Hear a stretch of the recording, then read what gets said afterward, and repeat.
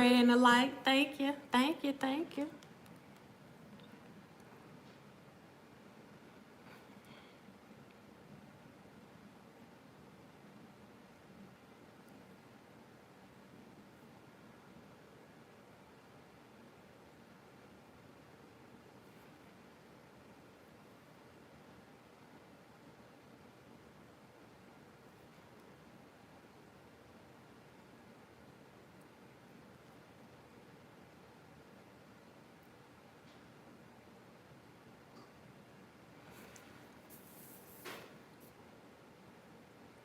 Greetings, greetings, greetings.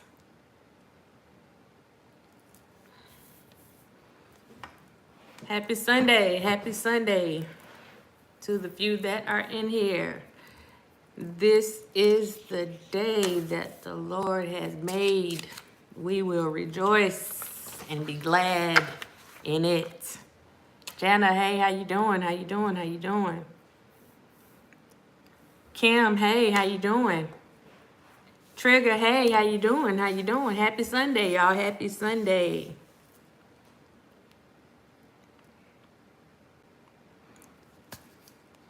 As I'm going to go ahead and get started, for anyone that plans on coming and they're not in here yet, they're going to have to catch the replay because I am multitasking. So while I am doing this, I am cooking my Sunday meal.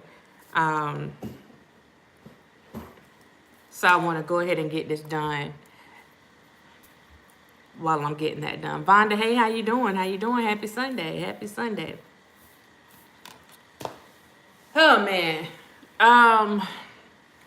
For those of you that have been tuning in to everything that's been going on in the world, y'all know there are a lot of things just going on around us, and it gets to, I know for me, it gets to a point where you're hoping and praying that at some point we decided we're going to do right. I mean, at some point, you know, we gotta do right. We gotta do right. And when I went to church this morning, the pastor there was preaching on family, right? And one of the things that he touched on, and that it had me thinking, especially as a therapist, it had me thinking about something else, because he kind of touched on something that kind of made me, I was like, Dad, you know what, dog, that's deep. He was talking about families and talking about how parents raise their kids and how things are done with the kids. But something that he said, it really made sense to me as an adult and as a clinician. And I thought about that even with the information that I bring on here. Am I doing this information any justice? And when I'm working with my clients, am I doing them any justice by focusing on one thing? So I'm thinking that maybe if we all look at a situation in its totality and realize that we may be focusing on one thing, and maybe this is why we can't get things right, because we're tending to focus on one thing. So the thing that he spoke about was behavior modification, which is what we do. This is what therapists do. Everything that we do is based on behavior modification, just like it sounds. Our goal is to help you modify your behavior, whatever that behavior may be that you feel needs to be changed, or that, you know, you're having an issue with. We try to help you modify those behaviors. So in something especially like CBT, like cognitive behavioral therapy, what we're doing is trying to get you to look at the behaviors, see what you can do different, and kind of put a plan in action for that. So his thing was, are you just focused on modifying the behavior without thinking about, oh Lord, modifying the heart, without thinking about doing a heart transformation? Boy, when I tell y'all that thing hit me, I said, oh, Lord, that thing made me shake a little bit. Because I'm like, you know, that, oh man, like that makes so much sense. It makes so much sense, because you can sit there and we can get you to focus all day on what you need to do to change behavior. You want to lose weight. We can show you, you know, what kind of avenues and help you come up with the treatment plan for that, or some goals for that. You want to, deal with your anger management. We can address the anger management and then help you come up with some goals or some ways for you to actually manage your anger. But in the midst of doing all that, you're learning new behaviors, because when you do behavioral change, you're replacing one behavior with another behavior. So you're replacing a negative behavior with a positive behavior. But are you changing your heart? Is there a transformation in the heart? Because if you change your behaviors, but your thinking is still the same, you still got that same stinking thinking. If you change your behaviors, but your thoughts, your beliefs, your overall, like everything is the same, nothing has changed in your heart, then we're defeating the purpose.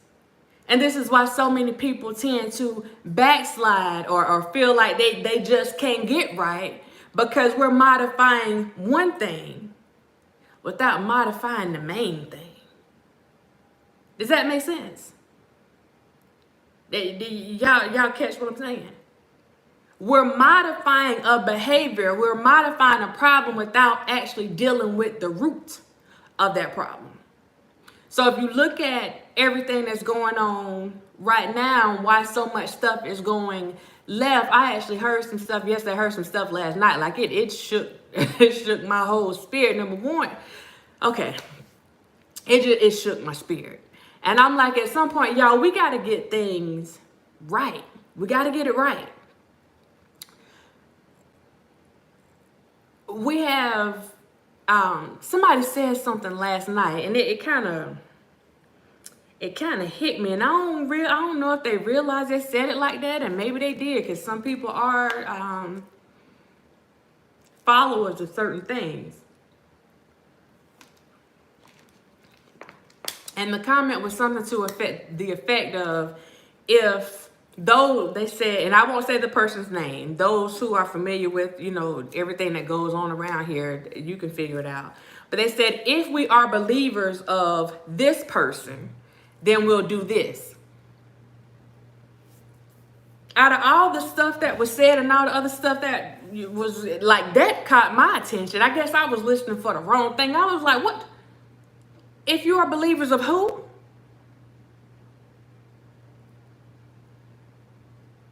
Wait a minute now. Well, ho. Hey, Demetri, how you doing? If you are believers of who?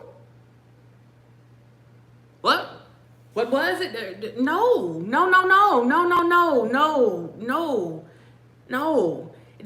That's a scary thing, to be a believer of a human being, a person that's walking, living flesh, that's walking to this day. You're a believer of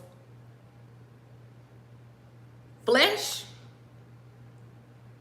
That kind of threw me. And if that's the thinking of a lot of people, and like I said, I hope that was a typo. I hope that it was not meant to be that way. But if so, it explains a lot of things, because people, if that's the case, then you definitely putting your belief and your faith and your eternal life in the wrong hands, in the hands of man. Man is destined to fail. Man is destined to err in his ways. We've always talked about that. So that kind of, so just thinking about that, it makes sense, because if that's the thinking of a lot of people, and some people, may come across that way, it makes sense why certain behaviors may happen the way that they happen, because there is an elimination of something. You have eliminated the spirit and all that. You eliminated God and all that. You just forgot about him. You putting your faith completely in man, and you just told God, I'll holler at you later. I call on you when I need you. That's kind of like how I'm looking at it. And I'm like, this is where a lot of us are messing up, because as believers, if we're true believers, because I hear people saying that if you're a true this, if you're a true that, if you're a true believer, then a true believer operates within the confines of the Holy Spirit.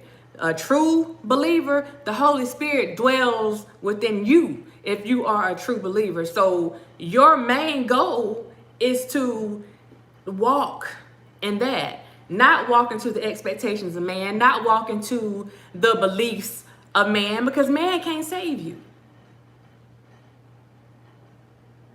So it would make sense while we're making so many wrong turns and getting so many things wrong, because we're not operating in that spirit. We're not operating, y'all hear me talk about this a lot, we're not operating in the fruit of that spirit.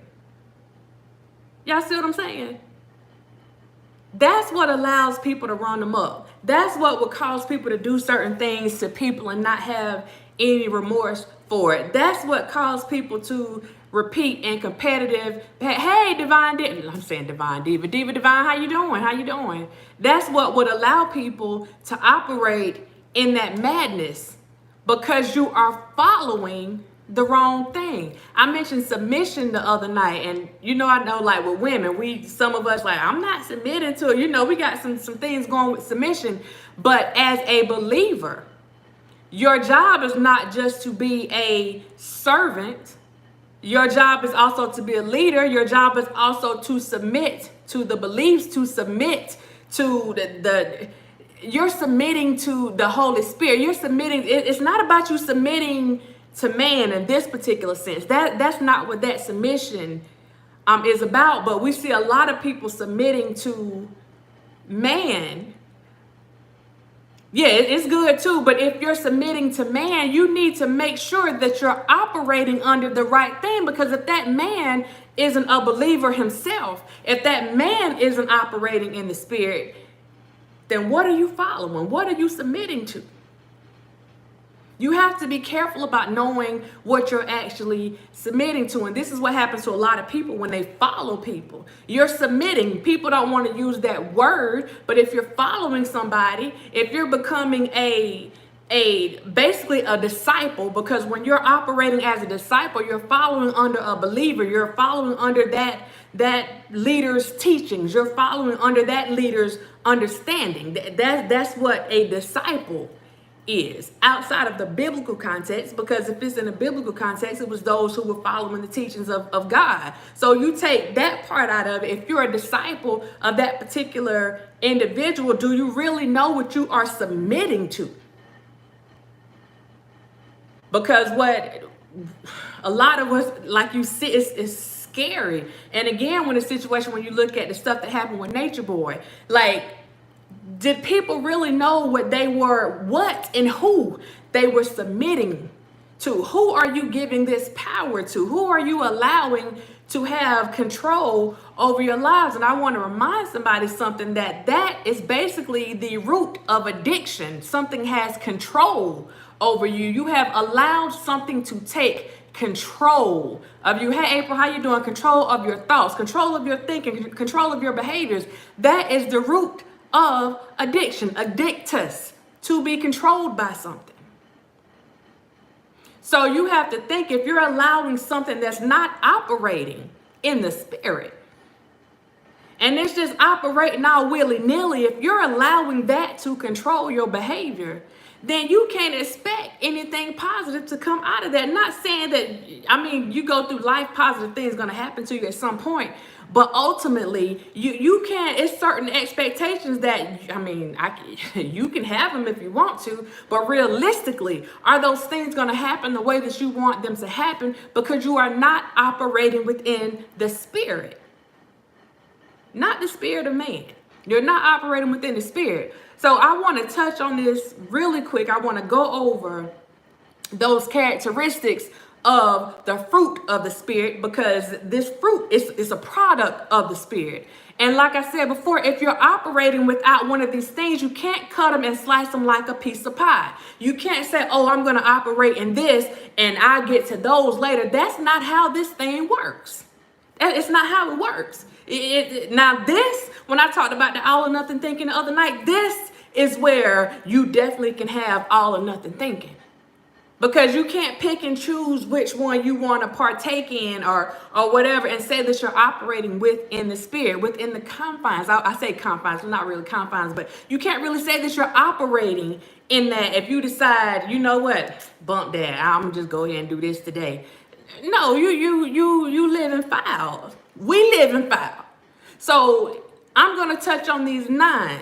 Y'all feel free to throw some stuff in the chat as we go through this, but I'm gonna touch on these 9, and some I may touch on a little bit more than others, but the first one I want to touch on is love. Period. Period. If you are a believer, then you know that God is love. You cannot love God if you do not love his people. All of them. Even the ones you don't like. Even the ones that get on your nerves. Even the ones that may have done something to you in the past. They may have wronged you in the past. You cannot love God if you do not love his people, because God is love. Period. There's no in between on that. That is the all or nothing in that. There is absolutely no in between.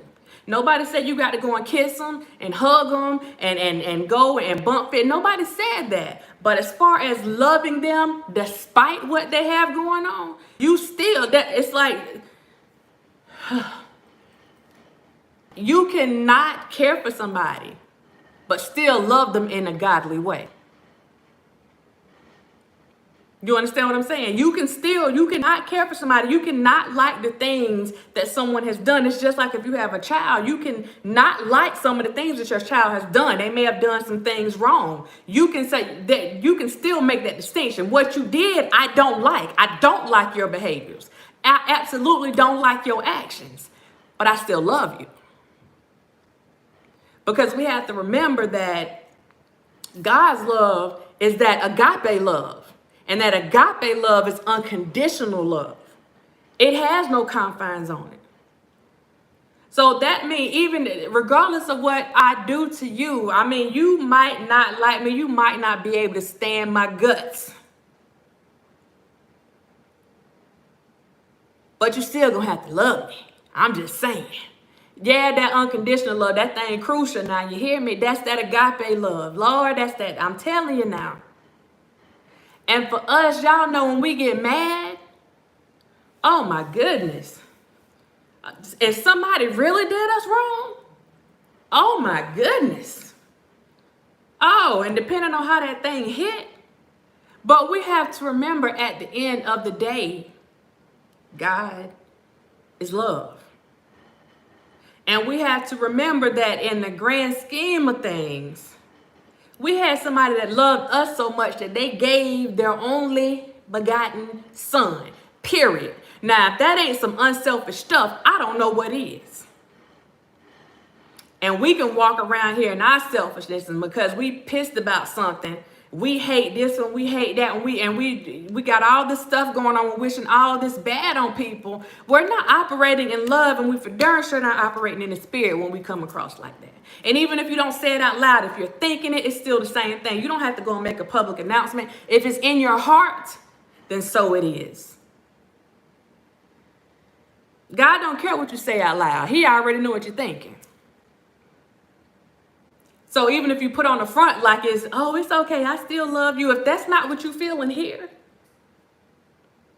even though you may have changed your behaviors on the outside and you're not coming, you're not retaliating, you're not doing this stuff, if it hasn't changed in your heart, then it's not real. You just putting on. You know what I'm saying? You just putting on. You faking it till you make it. But with God, there is no faking. You can fool man, you'll never fool God like that. There is no faking in all that. Until we understand that, we're not going to get right. But let me go through the rest of these things. So you have love, you have joy, you have peace, you have forbearance. And with forbearance, I'm going to put forbearance / patience. Because depending on what book you're reading, one may say forbearance, one may say patience, but ultimately you're looking at the same thing. You have kindness. Lord have mercy, you have kindness. Oh my. You have kindness, you have goodness, you have faithfulness. And this last one, This last one, this is why we can't get right here. Self-control. Self-control. Which also goes along with, so I'm going to put a slash beside that, and I'm going to put long suffering beside that. Again, because depending on what book you're reading, you may see either one of these words used interchangeably, but at the end of the day, love, joy, peace, forbearance, kindness, goodness, faithfulness, self-control. I wrote this down twice.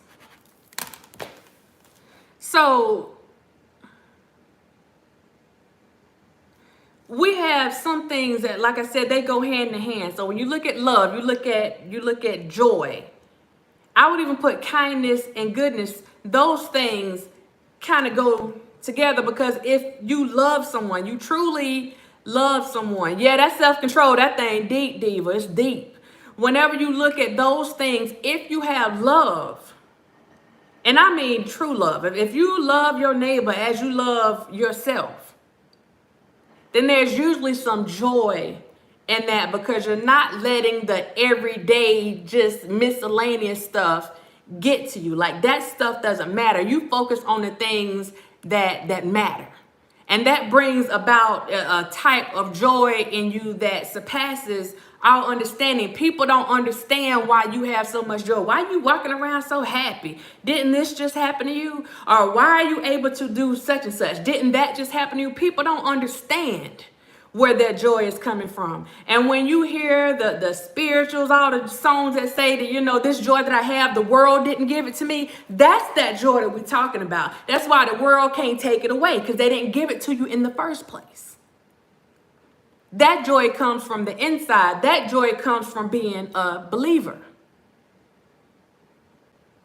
Not a believer in what man's saying. It comes from being a believer, a spiritual believer, a believer in God, a believer of Christ. That comes from being a believer, and that joy is something. Let me tell you something. When you see people walking around and you notice, or you feel that they have like this, there's an aura about them, like you just feel something from them, like it just radiates from them. That's where that radiation comes from. That's where that joy comes from. That's why people don't understand it. And for some things, they were not meant to understand. And you can go back to the saying that says what's understood doesn't have to be explained, because a believer understands exactly where that's coming from. Y'all see what I'm saying? Somebody that's not a believer may look at you like you crazy and think you a Looney Tune, and like, why you not getting mad? Why you not? Again, because this joy that I have, the world didn't give it to me. YouTube didn't give it to me. They can't take it away. You may catch me by surprise for a minute, but you can't take it away. That's how we're still even in pain. I saw last night in somebody's chat, they were talking about a young lady that had lost her, I think her kids had lost their dad. Like, y'all, that's a hurtful thing. Not just for the kids. You got people that have track records. They have histories with people. So that's a hurtful thing all the way around. But it's that joy that comes back around that allows you to not only go through that moment, but to still be able to have, just muster up a smile, to be able to give somebody else a kind word or a word of encouragement in the midst of it all. When you have that joy. Diva, I think that's the person. I think her name was Kendra, or is Kendra. I don't know who she is, but knowing how it feels to lose somebody, and I think we all know that feeling. If we don't know it, Lord knows it's coming. So that's, man, I'm telling y'all, it's, you know, we say stuff, we sing songs a lot of times, and we never really think about the meaning of those songs, the meaning of the words in those songs. And that's really where that stuff is coming from. And if you harboring anger, you harboring hate.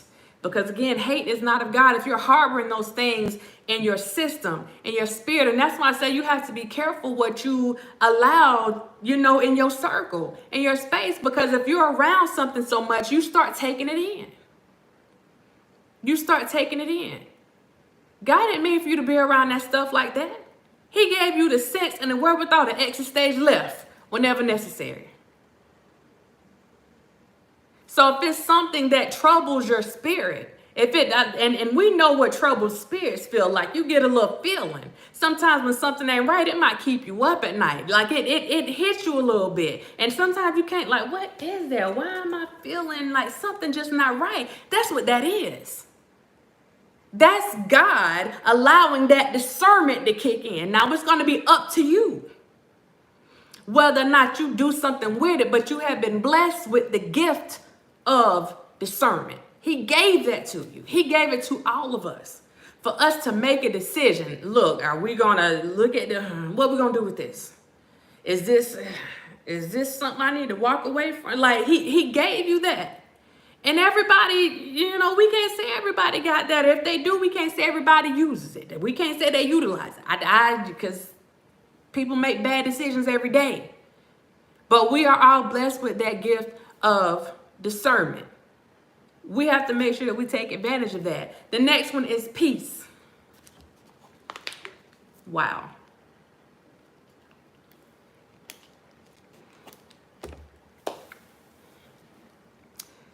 Okay. It's hard to find peace in anger. Period. It's hard to find peace in anger. Like, where is it? They don't even go together. Those things are oxymorons. Peace and anger, they don't go together. They're like the complete opposites of each other. Complete opposites. And this is one of the things that I like harping on with people, because you have control over your peace. Not only do you have just regular schmegular human control, but God has given you the control. He has given you the divine ability to dictate whether or not you are going to allow yourself to live in peace, or if you're going to let everything bother you and disrupt your spirit. So with that peace, a lot of times that peace, there is understanding that comes along with that peace. That means that you have to be not so much an empath, but you have to be empathetic to some situations. And because if you're sitting up there and you're kind of, there's no peace in that, because you're too busy judging for peace to come in. If you spending your time doing that, you're not peaceful. You might be a piece of something, but you're not peaceful. There's no peace in that. If you constantly allowing this stuff to come in, even stuff like if it doesn't mean you any good and you're constantly allowing it around you, whether it's a relationship, friends, family, whatever, if you're allowing those things to constantly come and interrupt your peace. See how these things affect each other? It's affecting your peace. It's also affecting that love a little bit. It also affects that joy a little bit. You go down the rest of them, the kindness, the goodness, the self-control. One thing affects the other. It definitely has a domino effect. One is not mutually exclusive of the other. In this particular situation, everything goes together. Everything goes together. So with that love, with that joy, with that peace, those things help lead into something else, and that's forbearance. It's patience. Because only peace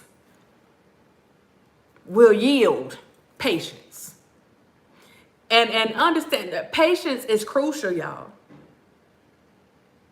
We have a lot of things going on as a parent.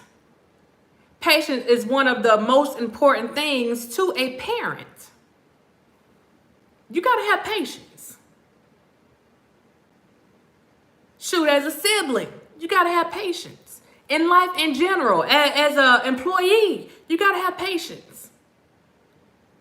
It plays a major role, a pivotal role in everything that we do. And if we do not have that patience, if we are not able to practice forbearance, meaning that we don't automatically jump into something, we have some type of restraint. If we are not able to practice those things and we automatically jump on something, then again, that knocks out love, it knocks out joy, it knocks out peace, because now you're putting yourself in a situation where you want to be able to control a situation that you really have no control over. that leads to worry. That leads to stress. That leads to you making bad decisions. That could lead to you treating people in a way that you shouldn't be treating people as a believer. That could lead to you rushing to judgment. That could lead to you, again, with those bad decisions, going and doing things, making a rush decision and doing something that could put you in a bad situation that you're going to end up having to deal with later because you weren't patient, because you didn't practice that patience. And we got to understand, y'all, listen, God ain't trying to hear that mess that we throwing out there, because he is the master of patience. If you didn't know, because he's been patient with us for all our lives. We just a bunch of sinners walking around here, and he has patiently waited for us to get our mess together, and we still ain't get right. We ain't right. So it goes to, how in the world can we expect, remember, y'all, with that patience, there's some mercy that comes along with it. See, all these things go together, and that ain't even one of them, but they go together. It's like a synonym for it. So that if we don't have that patience, if we didn't have this patience with our kids, that mercy, then everything that they do, we just busting them over the head for it. We busting them over the head. We busting them over the head. We busting them over the head. Without having an empathetic ear, we don't have any understanding. And without that understanding, that lack of understanding makes us forget that some of them are doing the same thing that we used to do. That some of them are modeling the behaviors that they saw us demonstrate. They're modeling some of the things that they learned at home that we didn't realize they were watching. That's why we have to have patience. You have to have enough patience to sit back and observe a situation, to sit back and take it all in, do an evaluation. Okay, play the what if game. Weigh your options on stuff that you're doing. Be slow to rush into situations.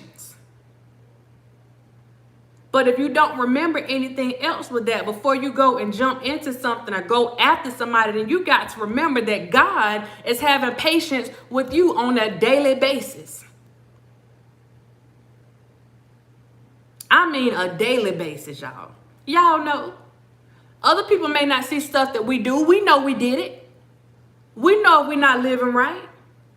We know we messing up day after day after day, but then we get in front of people or get here on a Sunday and now we somebody completely different. God see that, and he's still patient with us. Y'all give me a second, my oven going on. But that patience is extremely important. We can't overlook that.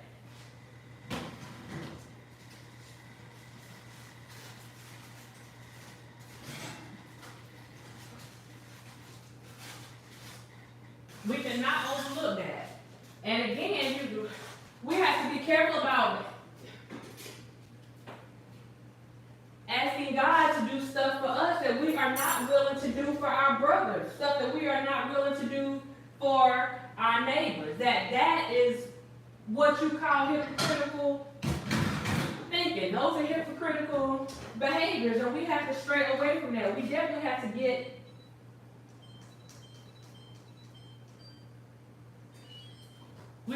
away from those behaviors. Because again, that's the one thing that it turns people away. It's the one thing that's been turning people away from the church for years. People being hypocrites. So we have to be, again, y'all know I always talk about mindfulness. We have to be mindful of that. And remember that just because man may not see what we got going on, God still sees it. So we got to make a decision that we're going to get right. The next thing is kindness. And here we go again. Let me get my bowl. The next thing is kindness.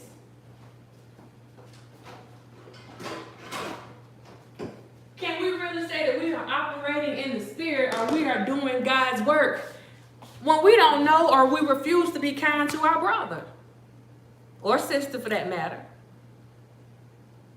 So let me go ahead and throw goodness in with this one, because to me, it's the same thing.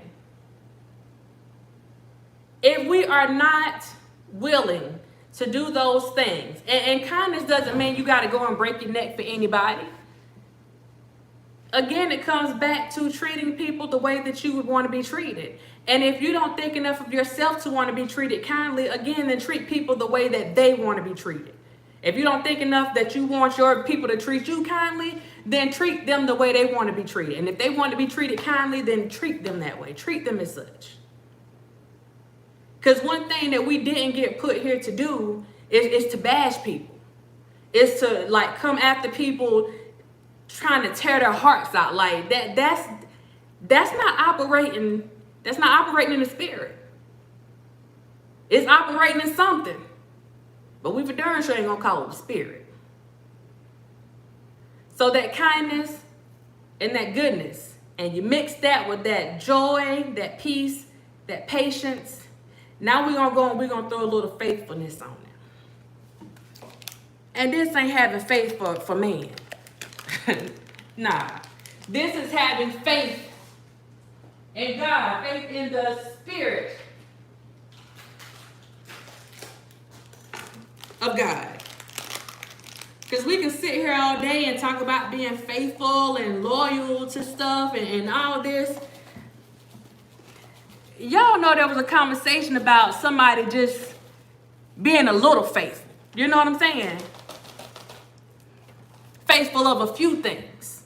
And because somebody was faithful of a few things and he was appointed to rule over many things, God wants to see that an effort is being made.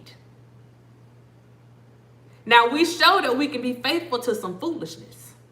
We can lock in on that. We will lock in every day. Give me the time. Let me set my notifications for the foolishness. We faithful to that. But when are we going to be faithful to operating within the spirit? I'm just asking for a friend. When are we going to be faithful to that?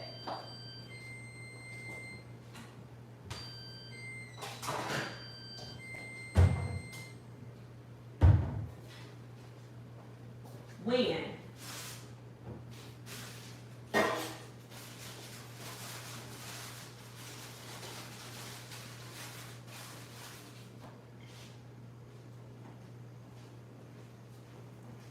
And let me just pause for a second so I won't be up here trying to mix cornbread while I'm sitting up here on this thing. That faithfulness, and let me see if I can pull this, get this back up real quick.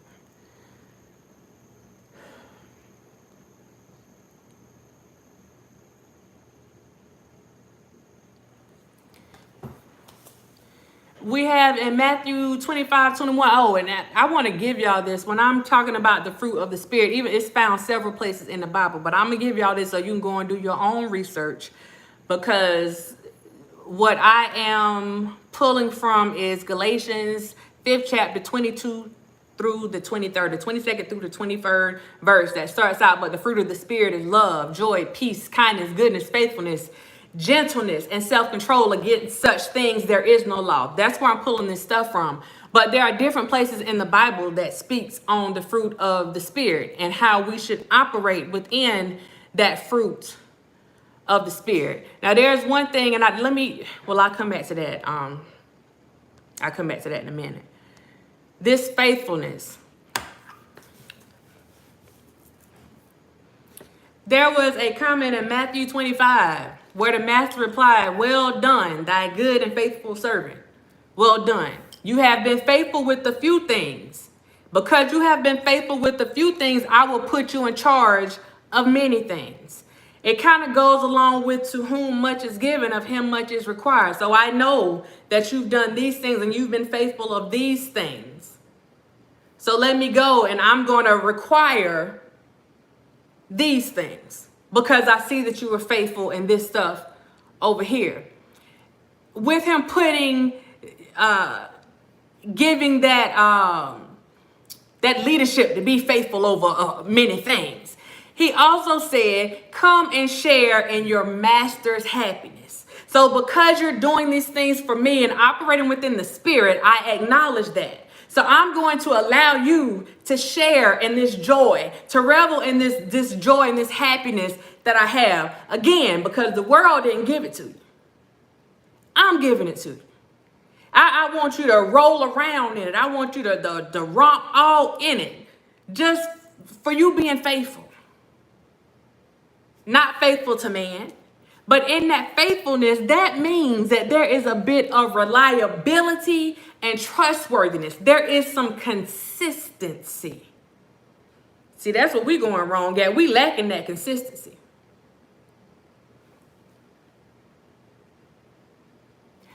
Lavelle, I am absolutely not. I'm just a little therapist and a life coach. But regardless of what I'm doing, I always throw a little Jesus up in there.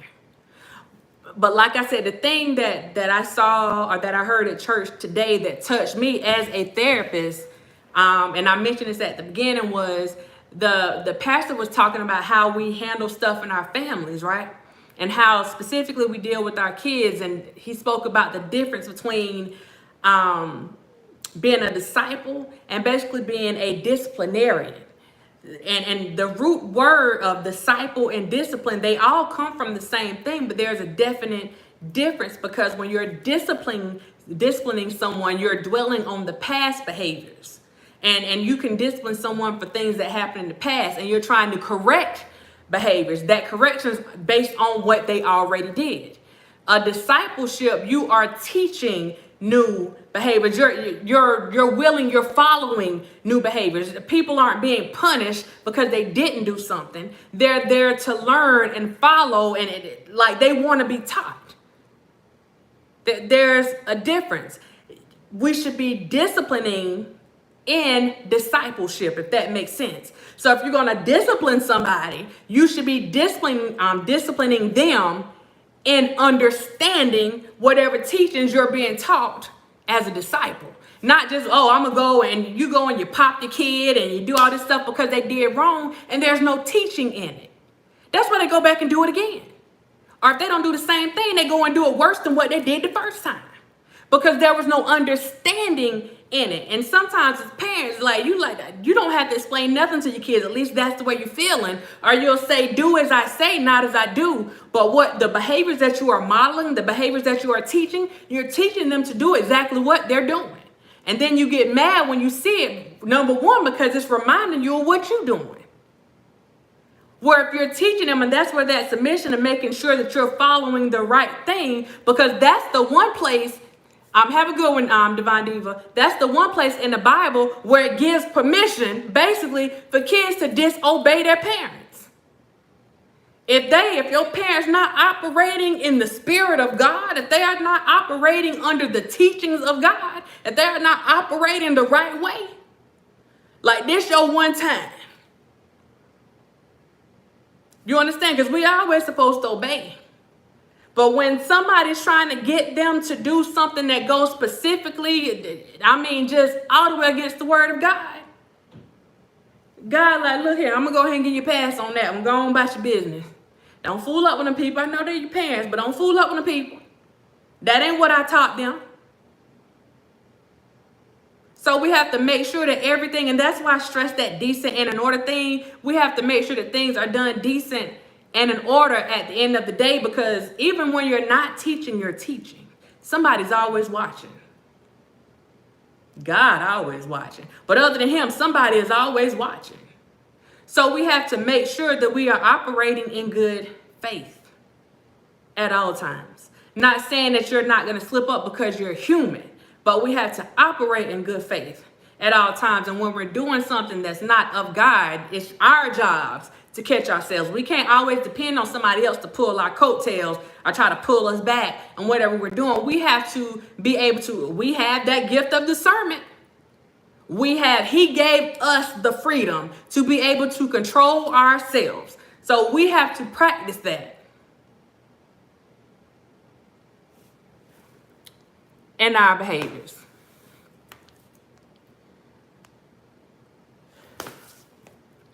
With my Bible companion, my study companion, it says Christian faithfulness, therefore, is continued and consistent. There's that word. Continued and consistent submission and obedience to the same Spirit who provides the ability for us to be faithful.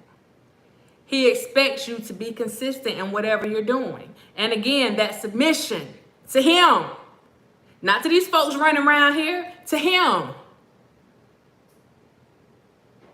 When we get that part right, when we understand who and whose we are, then we should be able to cut some of this foolishness out. Because for some people, we feel like this person owns us, or we operating like this person owns us.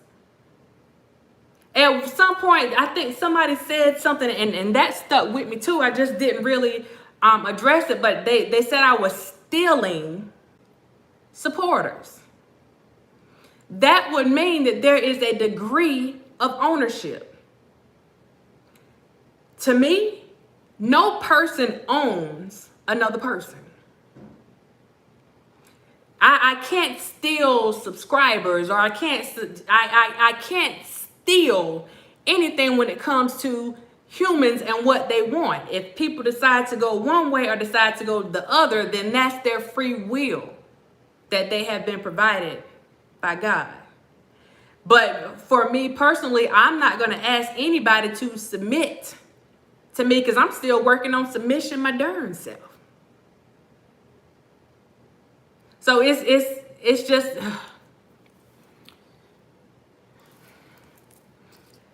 this is why the obedience piece is important to me. Whenever I do something, and I'm pretty sure some of you guys can identify with that, but people want you to do stuff another way.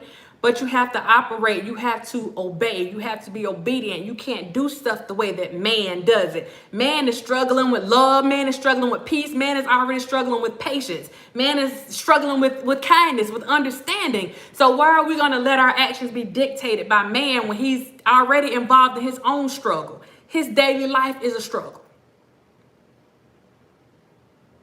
So instead of following the teachings of man, I'm going to follow the teachings of the man that I know got his stuff together. The man that's not going to stir me down the wrong road. The man that's not putting any personal feelings or doesn't have any malicious intent in whatever he's telling me to do. When I'm being instructed or directed to do something, I know that it's coming from a good place. A place of love, a place of peace, a place of understanding.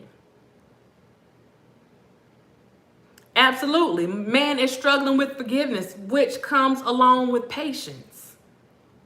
It comes hand in hand with patience. And I'm going to go ahead into the next one, because it goes along with self-control as well. You control, and this is from a counseling standpoint. People would say, well, he made me do such and such.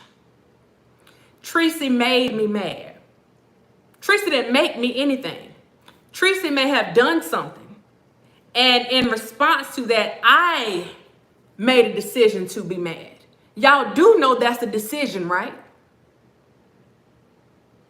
I need y'all to, just in the chat, y'all do know that's a decision, right? Let me know. Because if you choose not to be mad about something that's done, then believe it or not, you won't be mad. If you decide that I ain't worried about that, and you decide to go about your business, you have complete control over that. We were given that. So we have to understand that whenever we decide to go out and do things, it's a conscious decision that we are making. We are making a conscious decision to respond whichever way we decide to respond about a situation. That includes our decision, notice I said decision, to forgive a certain situation or forgive a person for something that may have taken place. I didn't say forget. I said forgive.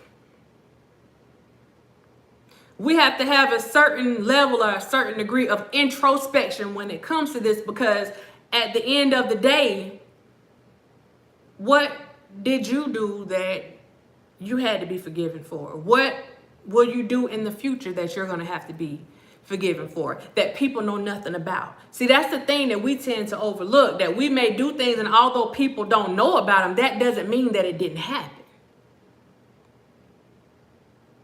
Just because we know. So there's something that just overall understanding that we were born into sin, meaning that we came out the womb from the beginning. We came out as sinners. So we were basically asking for forgiveness right when we came out the womb. If we're born into sin, we were born into this stuff. So at the end of the day, do you continue to walk in that, or do you adjust things and able to walk in a spiritual way? But that includes doing the same thing that God has done for you, forgiving you for your sins. Not once, not twice. We know what it's talking about. Was it 7? No, look, you, however many years you got in your life, I don't even think anybody can count the number of times that God has forgiven them for a situation. I don't know if he can count it. Well, I'm pretty sure he got that book. Yeah, let me tell you where you at on this. You own 3,465,000 as of today. And you don't want to forgive this one because, oh, okay, duly noted. We got to get out of that. I'm glad you mentioned that, because again, that is part of self-control. And I told you with self-control, I was putting / long suffering. That means that you have a long fuse instead of you having a short fuse. You'll go off in a minute. No, you have a long fuse. You are slow to anger. You are slow to react. You take some time. You don't immediately respond or retaliate or punish for a situation. You are slow to do those things. You're slow because you recognize that you're human, your darn self. You done did some stuff. You're going to continue to do some stuff. And nobody's saying it's the worst thing in the world that you may have done, but still yet you have done some things. So you got to give that same mercy that you expect God to have on you. Again, you can't expect God to do something for you that you are not willing to do for your neighbor. That's just not how it works. That's not how it works. That self-control, that restraint. And let me go. There is a verse that my study companion references, and it's Proverbs 5th chapter 28th verse. Like a city whose walls are broken through is a person who lacks self-control. Like a city whose walls are broken through, they don't have no kind of foundation, don't have no kind of structure, is a person who lacks self-control. You lack structure. You lack that foundation, that needed foundation that keeps you grounded, that keeps you in a place where you feel like you can control yourself. You're lacking that peace. You're lacking that patience. You're lacking a lot of those things, and that's why you can't control what you got going on. While you may refuse to control what you're doing. Because again, these things come down to personal decisions. You have to make a decision. Do you want to be in control of yourself over a situation, or do you want to blame it on some type of external factor, blame it on somebody else? Oh, because they did this, I did this. Oh, they did it. That's why I flipped. That's why I snapped, because they did blah, blah, blah. You snapped because you already had it in you. Whatever you were doing, you already had that in you. What they did, it just went ahead and brought it on out for you to go ahead and do what you want to do in that particular situation, but you already had it in you. And God knows you had it in you. And that's what I say, with some things you can fool man, but you were never fool God. And when it comes to operating in the Spirit, again, remember the fruit of the Spirit is a product. And again, you cannot operate in the Spirit if you're missing one characteristic or one component of this fruit. One fruit with different components to it. You cannot go and separate them out and act like you are. You can act, but act like you operating in the will of God. Like that's not how that works. And even taking it back to that faithfulness and that patience, whenever you're praying on something, and I really need people to get this, whenever you're praying on something, then you have to understand that it's not about what you're praying for. And I need y'all to catch this. It's not about what you're praying for. That's why you have to remind yourself that it's not about your will. Yeah, you may want some things, but ultimately whatever is done is God operating in his will. And whatever his will is, we're going to have to accept that. Because we're faithful to his word, and we believe that whatever he has taught us and whatever we have been taught about him, that those things are true. So if we're faithful to what we know and believe about him, then we have to trust his word. We got to trust his will. Lord, let your will be done. Not my will, but let your will be done. Because if we operate in my will, then we're subject to fail. I got too much personal stuff going on. I got too many personal feelings involved. I got too much anger about a certain situation. I don't have any kind of patience. I don't have any type of restraint when it comes to being empathetic for other people. So Lord, whatever happens in a given situation, let it not be my will, but let your will be done. And let me take my feelings all the way out of it, because it's not about me. Even if I'm praying for something that involves me, it's all about what your will is.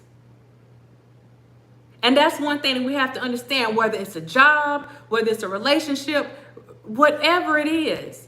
You may be praying for something and you may want it so bad that the thing just make you feel some type of way in your body. If it is not God's will, it's not going to happen. And if it does happen, it won't last. Because those were not the plans that he had for you. That's not what he intended for you.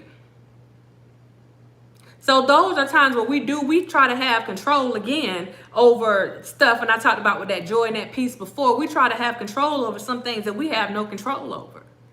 And drug and alcohol counseling, and I know a lot of people are familiar with that, but you have the Serenity Prayer. And this is why that prayer is so true and so important, because it states from the beginning, Lord, help me accept the things that I cannot change. One more time. Lord, help me accept the things that I cannot change. Not only does it says, help me accept the things that I cannot change, it says, help me change the things that I can. Operating in your spirit. Help me change the things that I can. I can't change this, but the things that I do that you have given me control over, help me be able to operate in the spirit so that I can do this stuff the right way. Help me change the things that I can. And the things that I cannot change, Lord, give me the wisdom to know the difference. That don't come from man. That does not come from man. So again, when we talk about that submission, this is really where that submission comes in. You're giving what you conceive or perceive to be your power. You're giving that power to God and telling him to take control of a situation. This is why we're not getting stuff right, because we're trying to control situations that we have absolutely no control over. We're trying to control people that we have absolutely no control over. Now, you can manipulate people and get them to follow you, but at the end of the day, these are God's people. These are not your people. I don't care if they're your subscriber. I don't care if they're your follower. I don't care if they call you master. These are not your people. These are not your people. Our lives are not our own. That's something we got to remember. We are just here for a temporary stay. For however long God decides, he's going to allow us to stay here. But our lives are not our own. We belong to him. We don't belong to any YouTube bloggers. We don't belong to your boss, whoever your boss is, even though he or she may think that they own you. You don't belong to your darn self. You belong to him.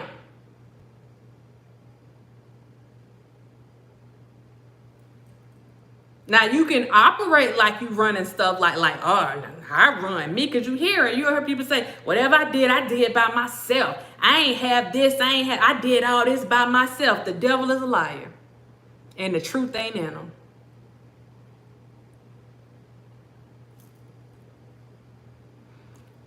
But again, exactly, Tracy, my life is not my own. That's where that song comes from. My life is not my own. With you, I belong. I give myself away. And this is where people find themselves having to go back and give themselves to Christ because they strayed and decided to go and do their own thing. And he's going to allow you to do that. Understanding that at the end of the day, those roosters going to have to come home to roost. You coming back home. You coming back home. There's a song that Kurt Franklin had, and in that song it says, come back to your first love. Because contrary to what other people, he was my first love out of high school. No, God was your first love. It wasn't even your parents. That's your first love. You didn't even know you were being loved on at that point when you first came into this world, but that was your first love. He loved you before your parents even did because he knew who you were. He knew what you were going to be. Your parents didn't know anything. You might not have been a thought in their existence at that point, but for him, that love was already in place. That first love, and people stray away from that. But I'm telling y'all, if you do not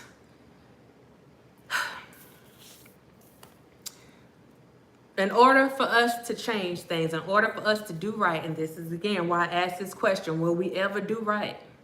We have to acknowledge our wrongs. We have to acknowledge our shortcomings. We have to acknowledge where we may need to change some things, where we may need to modify some behaviors, where we may need to modify our thinking, where we just got to change some stuff around because it's not right and things aren't working the way that it's supposed to work because we're not operating the way that we're supposed to be operating. So in order for us to modify ourselves, that modification comes, it's more than just saying, oh, I need to do better or I need to do something different. It's more than you just writing it down, because in counseling, I may get you to write down what your goals are going to be, what you need to do, what are you going to do to change, what changes do you want to make. It's more than you writing out those changes and setting goals to those changes and us developing a treatment plan about it all. It's more than just this human modification. You got to modify your heart. You have to have a whole, not even a heart transplant, but you got to have a heart transformation and get your heart right. Because that heart is connected to the spirit. You got to get your heart right. So it doesn't matter what anybody says on here, what anybody does on here, if you don't make a conscious decision to change your heart. And I'm going to say this, and I know people are not going to like it. You think somebody did something wrong and it may be the worst of the worst. That ain't your call. It's not your call to go after people and to be judge and jury. That ain't your call. That's God's call. He did not appoint any of us as the grand master over all things right and wrong. That is not our call. Whatever we do in life, we got one person that we're going to be answering to, one being that we're going to be answering to. And they for darn sure ain't sitting in this chat. The sooner we realize that, the sooner we can start moving in the right direction. To piggyback on what Teresa said, no, there is no forgiveness. There is a lack of forgiveness all up and through here. Completely. And the sad part is a lot of times we have people who are supposed to be believers that are encouraging people not to forgive certain behaviors. And a lot of those are the main ones. Let me tell you something, church folks can be some of the messiest folks now. That's why you subscribe to spirituality versus you subscribing to religion or subscribing to a specific church. Because when it comes to this, it's about the relationship. And if that relationship isn't right, it doesn't matter what church you go to. You can go to the Potter's house. You can go to Joel Osteen, whoever church you go to. You can go to any church in the world. If you're not operating the way that you're supposed to be operating in that fruit of the Spirit, in the Spirit of God, then what you do is null and void. At the end of the day, it doesn't matter. It may look good to all these people out here, but internally, they may not see what you're going through. But you're going to continue to go through some things. You're going to continue to have some rough roads. You're going to continue to not know why certain things are happening the way that they're happening, or why things never go the way that you want them to go, or it's just a lot of stuff because you're not doing what you're supposed to do. Because even though you may have got up and said, I'm doing A, B, and C, that's what your mouth said. That's not what your heart said. That's not what's in your spirit. So again, you can fool people, but you can't fool God. So in order for us to get things right, y'all, we got to do that heart transformation. And we also have to be careful. Oh my goodness, you have to be careful about what you allow to come out your mouth.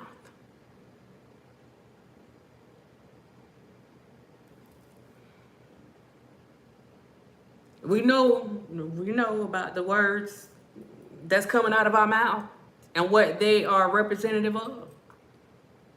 They're reflections of something. So you can go and say something and come back and act like you didn't mean it. No, you meant what you said. If you didn't mean it, it wouldn't have came out your mouth. And yet, no, I said it because I was mad. You might have said it because you were mad, but that thought came from somewhere, so you meant what you said. You may regret saying it later, but you meant what you said. Now the question is, you got to go back and ask yourself, was that just you? Or did you allow all this other stuff to come in because you knew better? You knew better. One thing that the Bible talks about is train up a child in the way that he should go. I'm going to say he or she should go. And when they get older, they won't stray from that. Now you'll have people that say, oh, well, I know these people parents, they did this and look at how they turned out. Let me be clear on this. The Bible didn't say that they wouldn't do wrong. It said that if you train up your child and tell them the things that they need to know when it comes to this spirit thing, if you're operating in that disciple word, not just that discipline word, if you're operating in these things, then that child is not going to forget. And that's the thing that people forget. Just because somebody going to do something bad or do something that's like off the wall or that's not godly or ungodly, that don't mean that they don't know what they're supposed to do. Most of the time, they know exactly what they're supposed to do. Hence the saying, when you know better, you do better. God's expectations of us, when we know what we're supposed to be doing, we know right from wrong. That's something that we'll have to end up answering for. Because you were trained and you were taught. But understand that whenever you get a certain age, you're going to make your own decisions. He has given you the ability and the wherewithal to make your own decisions. So you have to decide what type of decisions that you are going to make and use the gifts that you have been given to weigh those decisions so that you can make the right decisions. Understanding that you're not going to be perfect. You may not always, even with the best intentions, you're not always going to make the best decisions, but you have to go back. And you got to look at that situation and what could I have done different? And if you get a chance to right your wrongs, then you right those wrongs. But we can't keep operating in trouble and dysfunction. We can't keep operating in that when we know better. We can't keep saying that we're going to do better when we haven't changed our heart. We can't do that. Not and expect something good to come from it.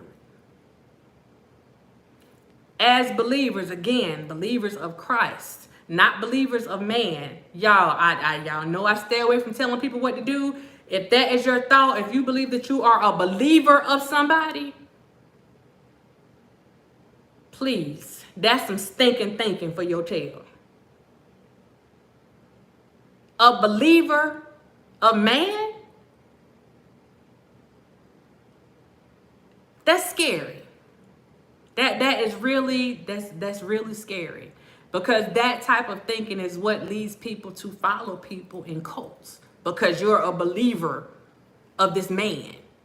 or this person, whoever that leader is, you are a believer of them. And in certain situations, especially with stuff that we've been looking at recently, when you already got people saying that certain behaviors look like cult behaviors, and then to see somebody say, oh, if you're a true believer of Bob, what kind of mess is that? Being a believer as Bob is what got you acting a plum fool right now. What happened to God? Where he at? That's who you pray to when you want something. You don't pray to Bob. You pray to God. So how in the world are we talking about being a believer of Bob? What has Bob done for you? Has Bob forgiven you of your sins? Has Bob healed you when the doctors couldn't do nothing for you? Has Bob been your comfort in the middle of the night when no one else or nothing else could comfort you? You got to get out of that mess. That's why we can't do right. We all know that when, God can be a little jealous about his stuff now. He don't want you putting nobody else before him. Nobody and no thing. What's going on, Pico? So for you to sit here and ask me when you need something, now you calling on me? But when we talk about being a believer, you up here praising Bob? How that work? How does that work? I mean, like, how does that work? I would really ask God to work on me if I ever come out here saying that I'm up here praising John or Bob or Sue. Like, Lord, touch me, because I'm out of my element. Something's wrong with my thinking. I got this thinking right now. We got to get ourselves back on track in order for us to get things right. In order for things to move in the right direction. And we also have to remember that it's not about what we want all the time. Like what we want is not important at the end of the day. Because if it's not what God wants, if it's not what he wills for us. Kim, you see I'm going to check it. I took my chicken out, so that's good. But I got to get my cornbread popping. So let me do this. I'm going to move my, let me move my thing.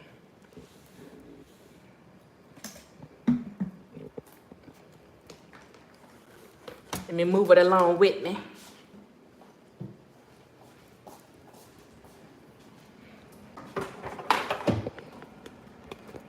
We have to be of the word and not of the world. Oh.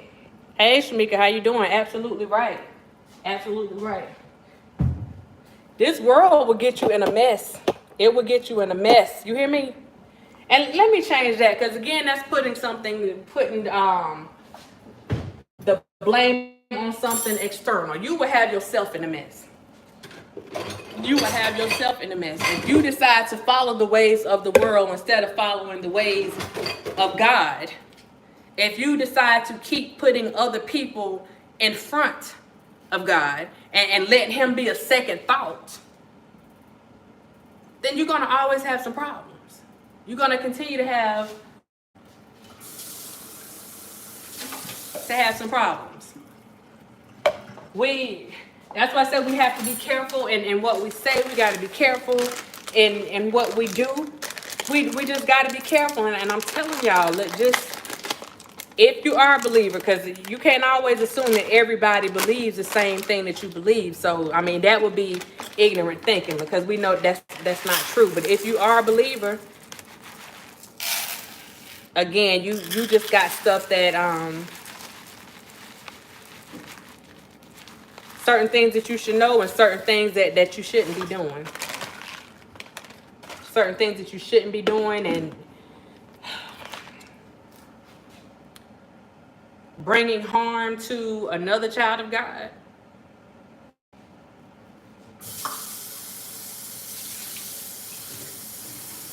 Whatever that may be. Bringing harm to yourself if you are a child of God. It's self-inflicted harm.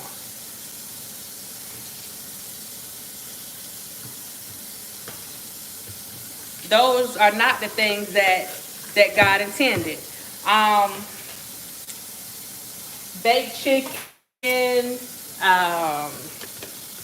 yellow rice, and collards. That's what we got today, and some cornbread. That's what we got. That's what we got. So, and y'all excuse the noise. Let me just get this together.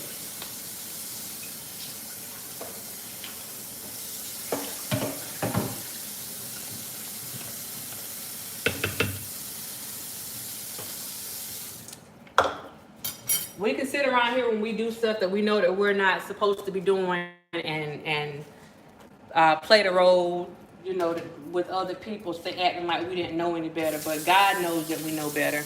And at the end of the day, you yourself, you know that you know better. And again, you have to think about what you want your legacy to be. And at the end of the day, if you believe in eternal life, I mean, that's something that I hope that everybody is concerned about that is a believer. Facts.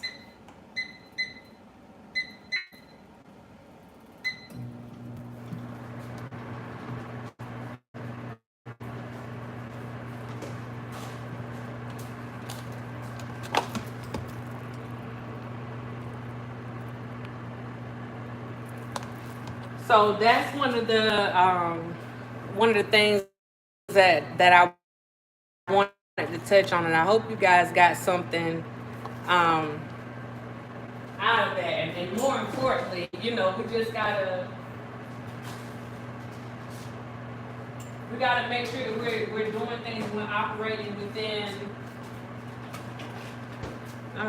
Make sure that we're operating within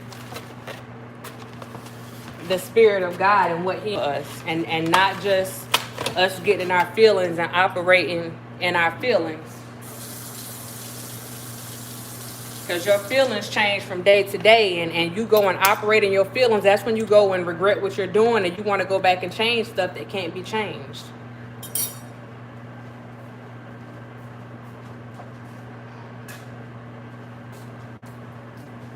And you find yourself sitting there asking for forgiveness for something that you already knew was wrong before you did it. But instead of you operating within that Spirit and leaning to Him for guidance, you lean into your own understanding and decided to do whatever it was that you wanted to do. And now, because you know better and you condemned, because when you do wrong and you know better, there's some condemnation there. Oh, you're going to feel it. You may be all happy-go-lucky and laughing at that time. But when that realization come down, like, dang. Yeah, I did. And not only did you do it, a lot of times people saw you do it, so it's not like you can't go back and say you did it. Well, you can, but you'll be lying.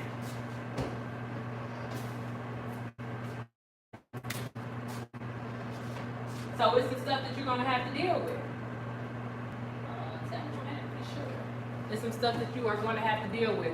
So instead of having to go back and apologize or try to make amends for something that you did that you knew was wrong from the beginning, just take some time and again exercise that long suffering. Show God that you can do that. Exercise that long suffering. Exercise that patience. And think about a situation before you respond to it. People are under the impression that every time something happens, we have to respond with immediacy. Everything, it has some immediacy to it. No, if I don't respond now, it won't hit. And I want everybody else to feel what I'm saying. You don't feel it too when you got to answer for it.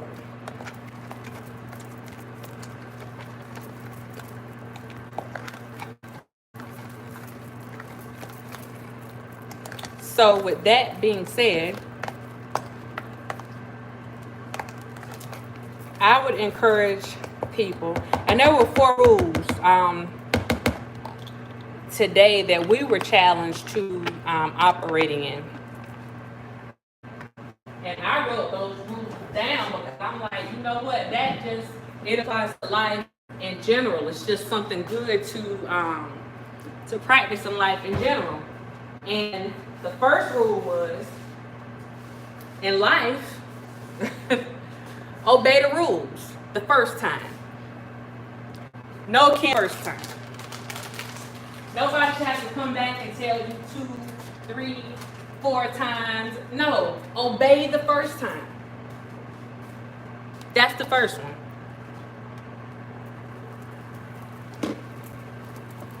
The second one was have some respect. Be respectful. And whatever you do, be respectful with it. That's actually one of the skills that we teach, being respectful. And it's sad that you got to teach it, but for some people, you have to be respectful. So that was another one of the rules, be respectful. And with obeying the rules, it's not just about obeying what you are supposed to do, but obeying without complaining. If you got to complain about something, you might as well not do it because you're not doing it from the heart in the first place.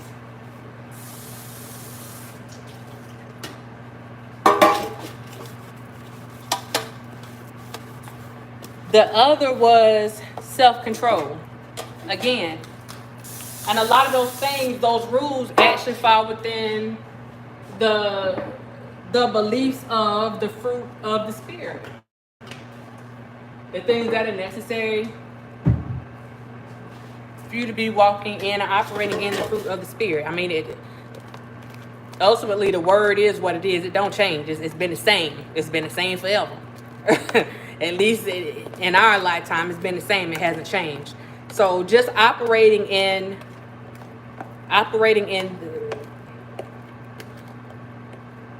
the Spirit of God, which is within us who call ourselves believers. Not if we don't call ourselves believers. If you're a believer, period, then He's in you.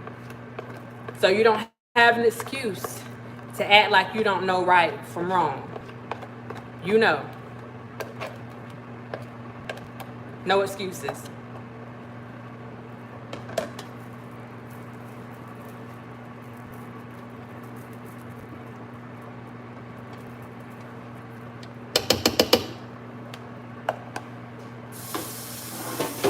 I don't know if my live had went out for a minute or what, but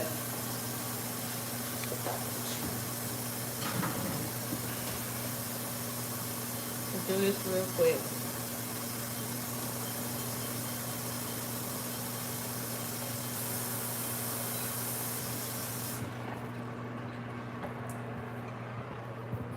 We have to make sure that we are operating in righteousness. I mean, it is what it is.